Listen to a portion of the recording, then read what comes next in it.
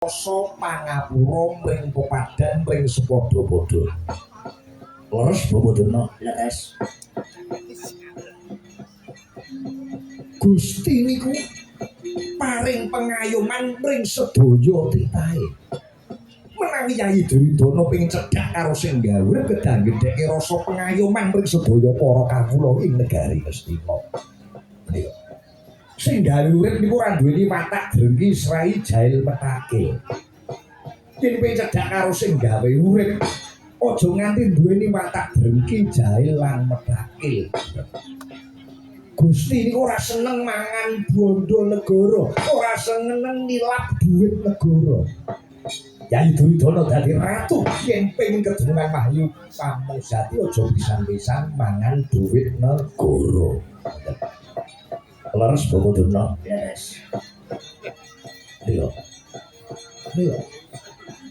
Nyedake karo sing gawe urip nyuwun karo Gusti kang murbing jagat. Monggo sareng-sareng lampahi prihatin. Monggo badhe ngayati tapa brata wonten pundi Kang Raka Baladewa sagah nglampahi sagah sabyatu dhateng Yayi Duryudana. Jer Yayi Duryudana sampun tinarbuka manahipun nyaketaken raos mring Gusti kang murbing jagat Yayi. Tidem jroning pasowanan Wadyagong tanpa sabawa.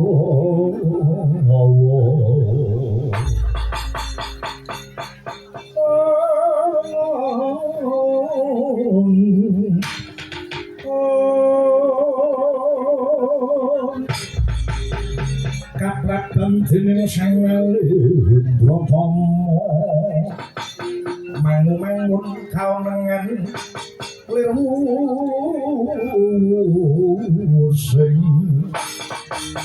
Lerhu sing duka cipta berbudi mantana rara.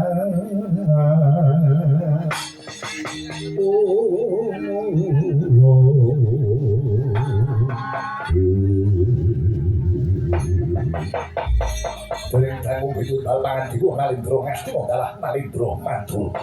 Namo dereng abang keca dereng ambles Bantala Kasaru swaning Brahmana saking pertapan Guwa Mangling. Kagiat kang samya ulat mangono gawe kula waduhe kanca piyapya daya ninggir dalah.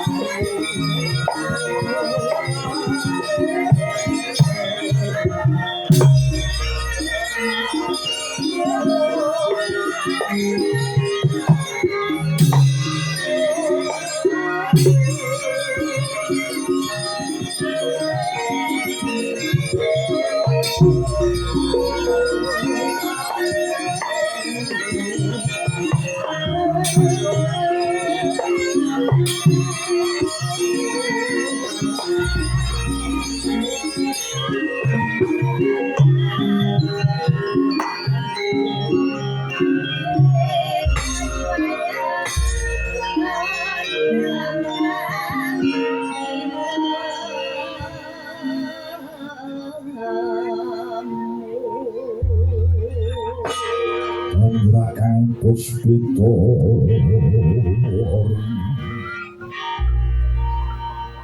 kasliring samirana